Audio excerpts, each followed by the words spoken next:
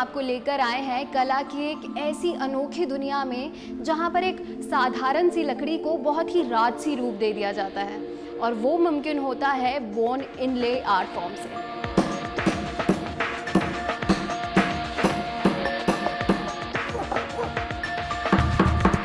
आज हम जानेंगे बोन इनले आर्ट फॉर्म की हर बारीकी को और जानेंगे उसके पीछे का इतिहास, जिसके लिए आज हमारे साथ जुड़ रहे हैं अमित धवन जी। थोड़ा आर्ट फॉर्म के बारे में जानते हैं। इसको बोन इनले क्यों बुलाते हैं, किस तरीके का आर्ट फॉर्म होता है ये?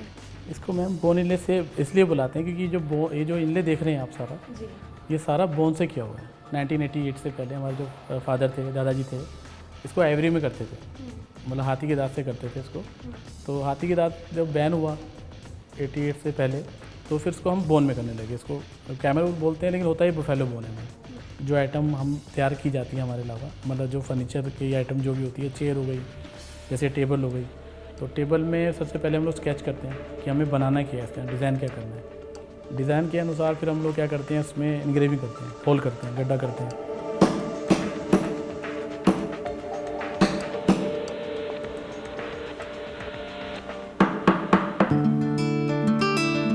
गड्ढे के हिसाब से हम लोग बोन कटिंग करते हैं।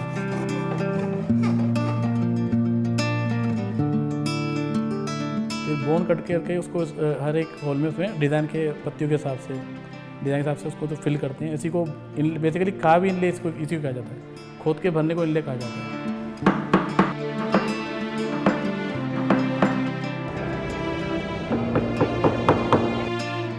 और जो बोन जो हमारी आती है मैडम, यूपी संबल से आती है।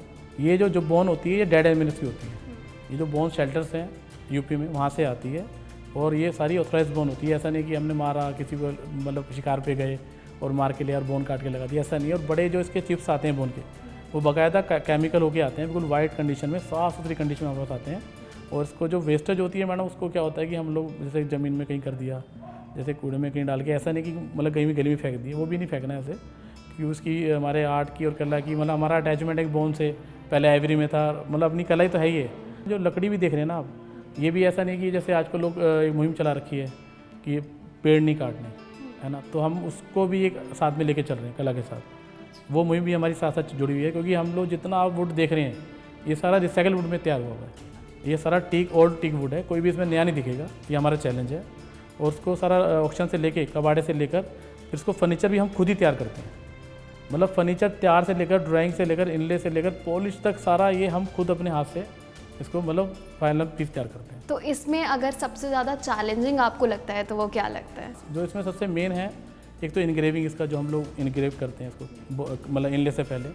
और फिर इसको जो बोन कटिंग है, जैसा हमें इनग्रेविंग करना है उसी हिसाब से हमें बोन उसकी काटनी पड़ेगी, है ना, उसी फ्लावर बनाने पड़ेंगे। जो फ्लावर होते हैं, ऐसा नहीं कि हमने 100 काटे तो 100 लग जाएंगे। 100 में से मतलब 40 या 60% इसमें वेस्टेज जाता है, और बाकी जो 40 बचते जो लगने वाले फ्लावर्स होते हैं वही लगेंगे, क्योंकि नेचुरल बोन इज़ नेचुरल मतलब मटेरियल है। तो उसमें क्या होता है कि नेचुरल मटेरियल में कभी आप ये नहीं करते कि मशीन से कट गया या ऐसे कट गया, ये कटता टूल और आरी से ही है। तो इसलिए इसमें टूटने के पूरे चांस रहते हैं, बिगड़ने के पूरे चांसेस रहते हैं। अगर बात की जाए इस टेबल की कारीगरी की या फिर बड़ी चीज़ों की कारीगरी की, तो उसमें कितना वक्त लगता है? छोटा टेबल नहीं है ये हमारा। जितने भी अभी आप मेरे इस वेयर हाउस में आप सामान देख रहे हैं, उसमें सबसे ज़्यादा टाइम यूजिंग ये मेरा ये पीस है। इसको बनाने में मुझे पूरे 18 महीने लगे।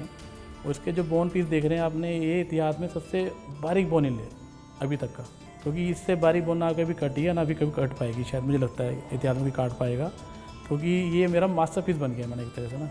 इसमें हाँ ये है कि इसमें इससे शायद अच्छा बन जाए, 20 बन जाएगा, कहीं कमी आ गई तो 19 भी बन जाएगा, लेकिन सेम नहीं बन पाएगा। क्योंकि कहते हैं ना, कलाकार का मास्टर पीस एक बार ही बनता है, उसके दोबारा नहीं बनता, बेशक उससे अच्छा बनता है।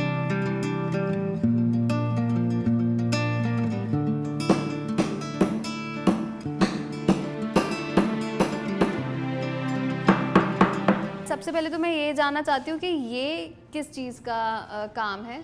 ये मैडम ये सब बोन के वायर हैं।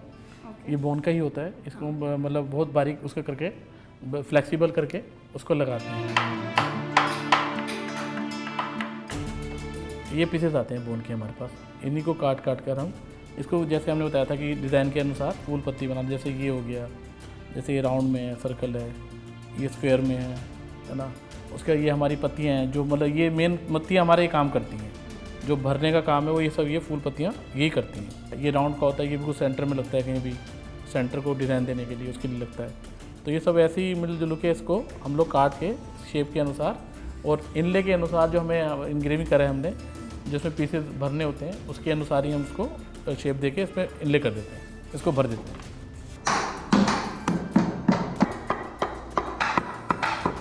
ये तो अभी टेबल बन रही है, इसमें तो ऐसे 8 पैनल हैं एक टेबल के अंदर।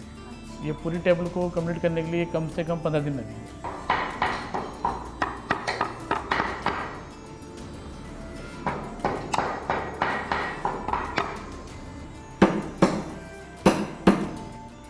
जैसे मैंने इसको खोद दिया है, इसी के हिसाब से हम लोग यहाँ से एक पत्ती उठाएंगे, उसके अंदर इसको फिल कर देंगे। अब ये डिज़ाइन के ऐसे ही इसको चलाते रहेंगे जब तक ये पूरा भर नहीं जाएगा।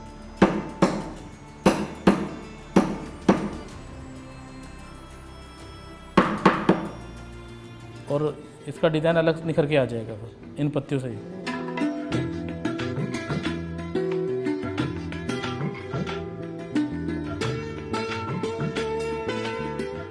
आप चाहते हैं कि ये जो आर्ट फॉर्म है ये जीवित रहे, तो अगर कोई बदलाव आप चाहते हैं कि ये मॉडर्न टाइम में हो जाए तो वो क्या होगा? ये हमारी जो कला है पिछली 5 पीढ़ी से चली आ रही है। अच्छा। और मैं इसमें 6ठी पीढ़ी में 6th जनरेशन में चल रहा हूँ। तो मैं चाहता हूँ कि ये कला को हमेशा हम लोग जीवित रहें जब तक हम लोग हैं, और ये कभी भी ख़त्म नहीं होनी चाहिए। पहले आइवरी में थी, अब बोन में है। अगर आगे भी कुछ इसमें कुछ डिफरेंस आता है तो उसके लिए हम इसलिए तैयार हैं, पर इसको करेंगे जो